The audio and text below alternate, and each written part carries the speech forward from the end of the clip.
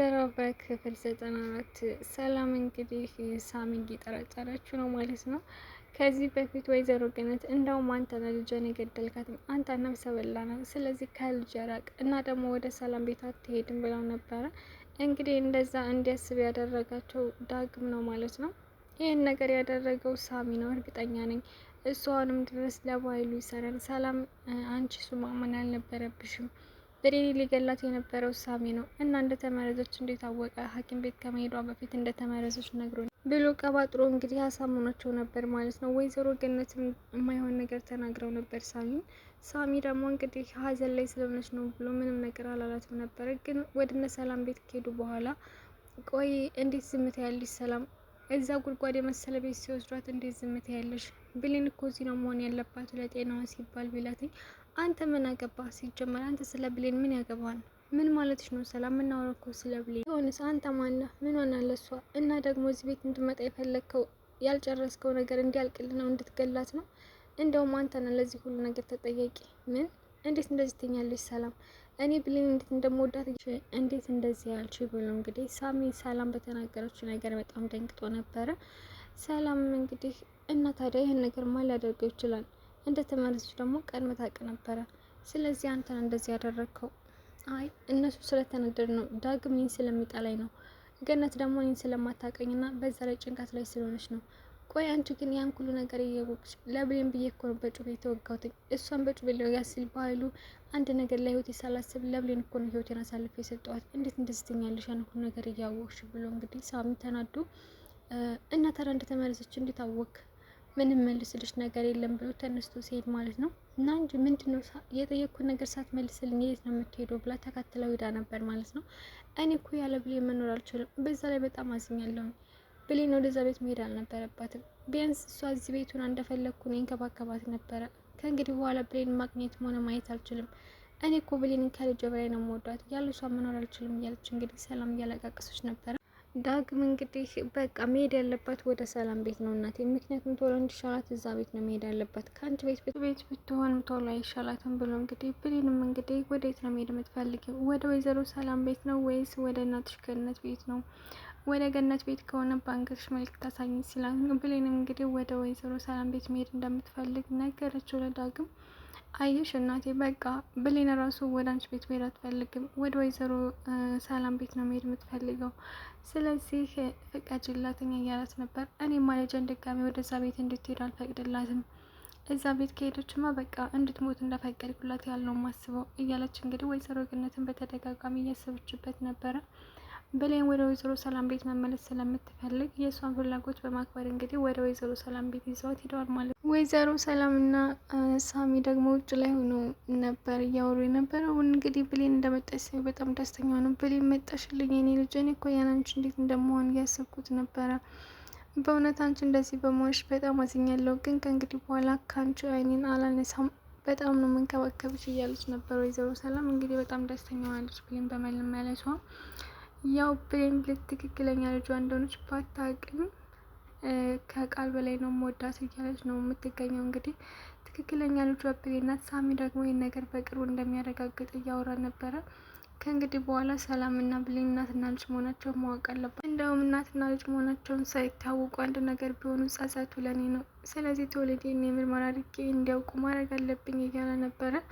እንግዲህ ከዚህ በፊት ሳሚ ለወይዘሮ ሰላም ብሌን ትክክለኛ ልጅ ናት ብሎ ነግሯት ነበረ። እሷ ግን ማመን አልፈለገችም። ምክንያቱም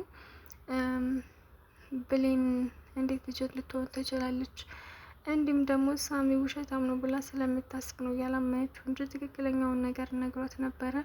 እንኳን ለሰላም ቀርቶ ለብሌን ራሱ ትክክለኛ እናቶች ሰላም ናት ብሎ ነግሯት ነበር። ከዛ ግን የዲኤንኤ ምርመራ ሲደረግ ቃል የዲኤንኤ ምርመራውን የውሸት አድርጋ ማለትም ቃል የወይዘሮ ሰላም ልጅ እንደሆነች የሚያሳይ የውሸት የዲኤንኤ ምርመራ አስደርጋ ስላመጣች ብሌን በዛ ምክንያት እንግዲህ ቃል የወይዘሮ ሰላም ልጅ ናት ብላ አምና ተቀብላለች ማለት ነው።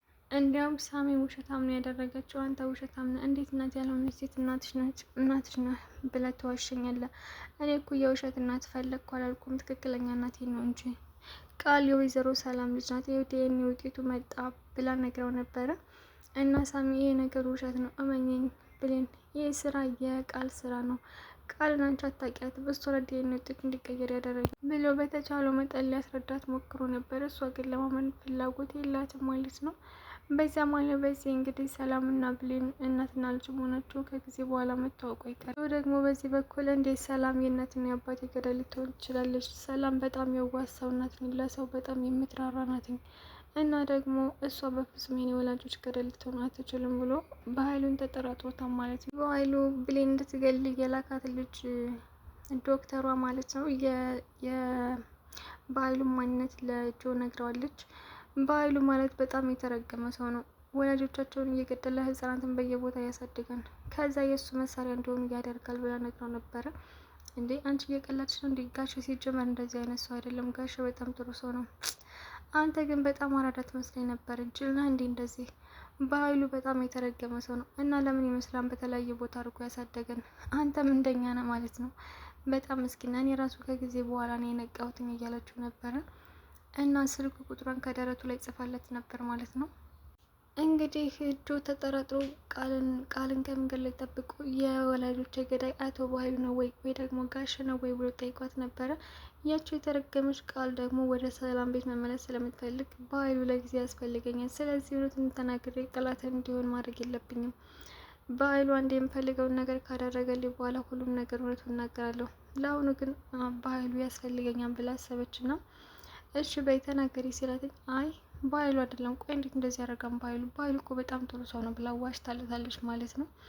እሺ እናትና አባቴ እንዴት እንደሞቱ ታውቂያለሽ ወይ? እንዴት ነው የሞቱ ብሎ ሲጠይቃትኝ ወይ ሰላም በጣም መጥፎ ሴት ስለነበረች ከቤታቸው ጠርታ በመርዝ ነው የገደለቻቸው እና በሰዓቱ በኃይሉ ስልክ ተደውሎለት ስለነበረ ወደ ውጭ ሄዶ ነበር። ከዛ ያንተ እናትና አባት የቀረበውን እንጀራ በሉትኝ። ከዛ የትረፍ ያላት ነፍስ እንግዲህ በኃይሉ ተረፈ ብላ የሌለ የውሸት ታሪክ ፈጥራ ነገረችው ማለት ነው ለጆ። ጆም እንግዲህ እንደዛ ስትለው ሂጂ በቃ ናት። ምን አባቱ ነው የተረገመ የማይሆን ነገር ቀባጥርኩ እንዴ እንግዲህ ማለት የለብኝን ነገር ብያለሁ ብላ እሷም እንግዲህ ወደ ቤቷ ሄዳለች ማለት ነው። ከዛም ከሁለት አንዳቸው ዋሽተውኛል፣ ወይ ጋሼ ወይ ደግሞ ይች ልጅ ናት የዋሸችኝ። እንግዲህ በኃይሉ ከዚህ በፊት እናትና አባቱ በጥይት ተመተው ደማቸው ፈሶ ነው የሞቱት ብሎ ዋሽቶት ነበር ለጆ። አሁን ደግሞ ቃል የነገረችው የውሸት ታሪክ ነው ማለት ነው። እንግዲህ ወይ ጋሼ ወይ ልጅቷ ዋሽተውኛል ማለት ነው እያለ እየተጠራጠረ ይገኛል። ከዛ ቃል ደግሞ ለአቶ በኃይሉ ደውላ ጆ አግኝቶ የነበረ እና በስለት ይዞ አስፈራራኝ። የእናትና የአባቴ ገዳዮች በኃይሉ ነው ወይ ብሎ ጠየቀኝ። ምን ጆ እንደዚህ ያደረገ? ይሄ የተረገመ በቃ ጆ ከነቃብኝማ ይገለኛል። እና ታዲያ አንቺ ምን አልሽው? እኔማ እንግዲህ ሰላም መቼስ ሴት ልጅ በመርዝ ነው ሰዎችን ልገል የምችለው ብዬ እንደዚህ መርዛን የገደለቻቸው ብዬ ነገርኩት። ምን እንዴት እንደዚህ ታደርጊያለሽ? ቃል እኔ እኮ የነገርኩት ሌላ ታሪክ ነው እንዴ በኃይሉ። እኔ ታዲያ ማድረግ ነበረብኝ? ስለት እኮ አንገቴ ላይ ደቅሎ ነው ሲያስፈራኝ ነበረው። እንደውም ይህ ማለት ኔ ሁኜ ነው ደግሞ ተሰራሪ ትፈልጋለህ እንዴ ብላ እንግዲህ ቃል ማይሆን ነገር እየተናገረችው ነበር በኃይሉን። ጆ ደግሞ ከኋላውን እርግጠኛ ነኝ ያች ልጅ ናት የደወለችለትኝ እያለ ነበረ። ከዛ በኃይሉ ደግሞ ወደ ዘወር እያለ ፈገግ እያለ አውቆ እያስመሰለ ነበር ስልኩን ሲያወራ የነበረው ማለት ነው። ያ እንዴ ተጠራጥሯ። ምክንያቱም በኃይሉ የእሱን ስራ ሊያሰራው እንደሆነ ከዚህ በፊት እንግዲህ ያች ዶክተር ልጅ ነግረዋል ማለት ነው። በኃይሉ እንግዲህ የህፃናት ወላጆችን እየገደለ ከዛ ልጆቹን ደግሞ የእሱ ቀኝ እጅ ያደርጋቸውና የእሱን ስራ እንዲሰሩ ያደርጋቸዋል ብላ ነግረው ነበር ማለት ነው። እንግዲህ ያቺ ዶክተር እንዲሁ በኃይሉ የጎዳት ሰው ናት፣ ግን የበኃይሉን ስራ ትሰራለች ማለት ነው። ልክ እንደ ጆ እሷ የምትሰራው እያወቀች ነው፣ ጆ ግን ሳያውቅ ነው። ምክንያቱም በኃይሉ ጥሩ ሰው ነው ብሎ ነው የሚያስበው እና ስልክ ቁጥሯን ከጆ ደረት ላይ ጽፈው ስለነበር ከዛ በኃይሉ ቁጥሩን እንዳጋጣሚቶት ይሄን ቁጥር የት ነው የማውቀው ብሎ ስልኩን አውጥቶ እየጻፈ ነበር። ከዛ ቁጥሩን ሲጽፈው አመለስት ብሎ መጣለት ማለት ነው። ስለዚህ እሷ የነገረችው ጆ እና እሷ ተገናኝተዋል። አለቃችሁም፣ ሁለታችሁም ትዋረዳታላችሁ። አንተማ ታጠፋኛለህ ጆ፣ በደንብ ነው ማውቃ። የሆነ ነገር ከያዝክ አትመለስም። በቃ ሳታጠፋኝ ማጥፋት አለብኝ እያለ ነበር ማለት ነው። ቃልም እንግዲህ የጭካኔዋ ጥግ ምንድን ነው እንደዚህ የምታካብደው? ስለዚህ ሳይቀድም ቅደሙ ነው ያለችው፣ ማለትም ግደለው ማለቷ ነው። ቃል እንግዲህ የማትለወጥ በጣም መጥፎ ሰው እንደሆነች ነው እዚህ ጋር የሚያሳየው። ፋይሉን ደግሞ ሰርቃ የበኃይሉ መደራደር ያድርገዋለች። ገነት እንግዲህ የበኃይሉ የወንጀል ፋይል ነው እና ብዙ ሰዎችን የገደለበት ፋይል እዚህ ነው ያለው። ይህም ፋይል መደበቅ አለብን ብላ ገነት ከዚህ በፊት ነግራት ነበረ። እና ደግሞ በቃ በኃይሉ ይህንን ለፖሊስ ሰጥተን በኃይሉ ማሳሰር አለብን፣ የእጁ ማግኘት አለበት ብላ ቃል ራሱ ከነሱ ጋር እያወራች ነበረ። በአሁኑ ግን ወደ ሰላም ቤት ይመልሰኝ ከሆነማ ፋይሉን ሰጠዋለሁ ብላ ተመልሳ ገነትን ክዳታለች ማለት ነው። እንግዲህ የገነት ጓደኛ ልክ ፋይሉን በቀየም ቦታ ሌላ ቦታ መደበቅ አለብኝ ብላ እንደ አጋጣሚ የገነት ጓደኛ መጣ። አንቺ ይህ ፋይል ወዴት የወሰድሽ ነው? ምን ከየት መጣሽ? እንዴት መጣሽ? ብላ ተደናግጣ እያወራቻት ነበረ። ቆይ አንቺ ግን ምን አይነት መጥፎ ሰው ነሽ? አንቺ ማዳም ስርሽ ውስጥ የሆነ መጥፎ ነገር አለ።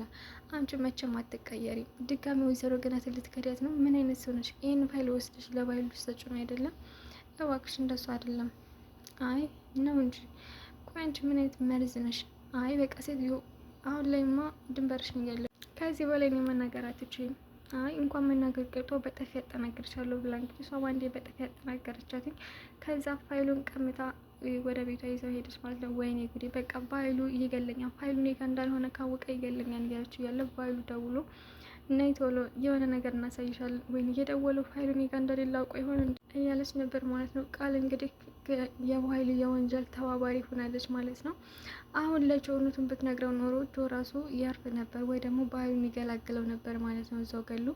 ምክንያቱም እሱ ራሱ ገሎ እህቱ እንደገደለችው አድርጎ የራሱን ወንጀል ወደ እህቱ ነው ያዞረው ማለት ነው። እንግዲህ እዛ ቤት የላከው ለሰላም ልጅ ነው ወይ ደግሞ የኃይሉ ልጅ ነኝ ብሎ እንዲገባ ነው ያደረገው ማለት ነው። እሱ ማድረግ ያልቻለውን ነገር ጆ እንዲያደርግለት ነው እያደረገ ያለው በኃይሉ። ጆ ግን አሁን ላይ ጥርጣሬ ላይ ስለሆነ በቅርቡ ሁሉም ነገር ያውቃል ብለን እናስባለን።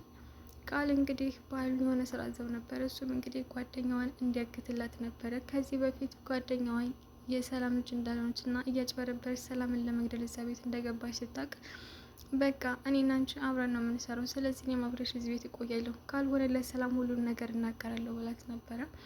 በዛ ምክንያት እንግዲህ ብዙ ነገር ተሆኖ ነበር ማለት ነው። ከዛ ቤት እንድትባረር እንዲሁም ደግሞ እናቷን ለማስገደል ሞክራ ስለነበረ እንደምንም ብላ እዛ ቤት አባራት ነበር ቃል።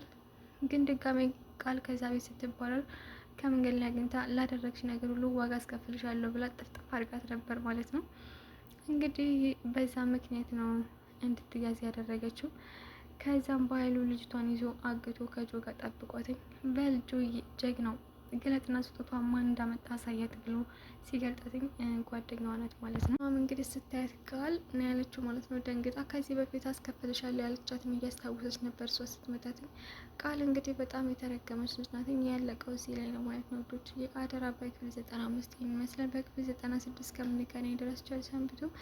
እንዲሁም ደግሞ ቪዲዮን ስታዩ ላይክ እና ሰብስክራይብ አድርጉልኝ። አዲሶች ሰብስክራይብ አድርጉ፣ ነባሮች ደግሞ ላይክ እንዲሁም ኮሜንት በመስጠት አበረታቱ። በቀጣይ ቪዲዮ እስከምንገናኝ ድረስ ቸር ሰንብቱ።